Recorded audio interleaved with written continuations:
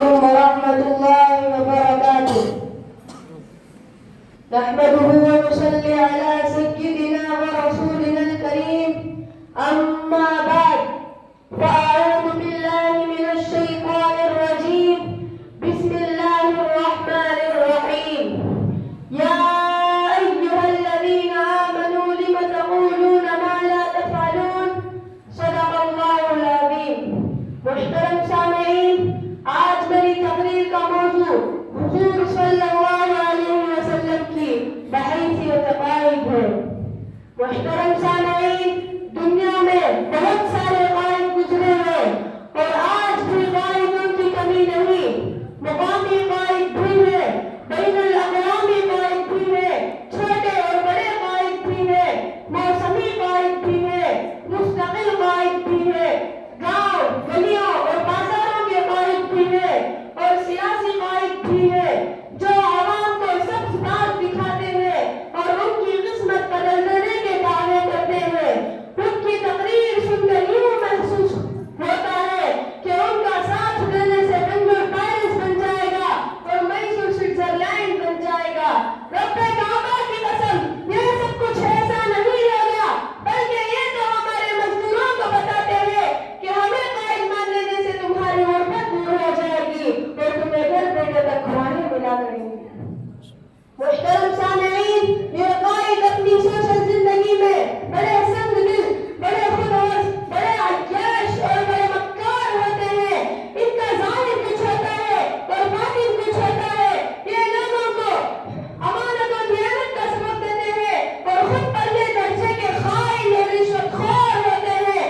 یہ لوگوں کو حب الوطنی کا درس دیتے ہیں اور خود وطن فراش ہوتے ہیں۔ ان قائدوں کے ساتھ تو نبی کو موازنہ کرنا بھی نبی کی توہین ہے، مگر آپ تاریخ انسانی کے اچھے سے اچھے قائدوں، خطیبوں اور مشہور لوگوں کی فہرست بنا لیں۔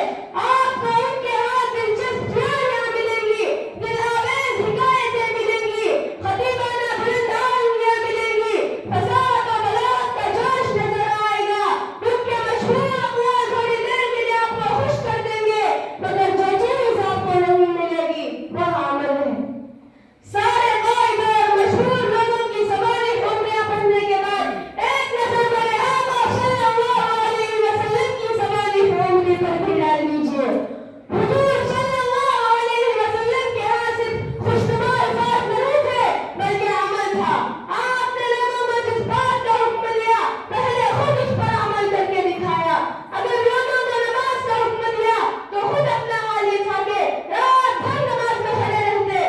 آپ نے لوگوں کو زہد و قناعت کی تعلیم کی اور خود اپنا حال یہ تھا کہ ساری زندگی تو وقت سے رہ کر آپ کو کھانا نصیب نہیں ہوا۔ آپ نے لوگوں کو اعتماد اور توکل کی تعلیم دی اور خود اپنا حال یہ تھا کہ خون کے پیاسے مشرکین کے سامنے حرم میں جا کر نماز ادا فرماتے تھے۔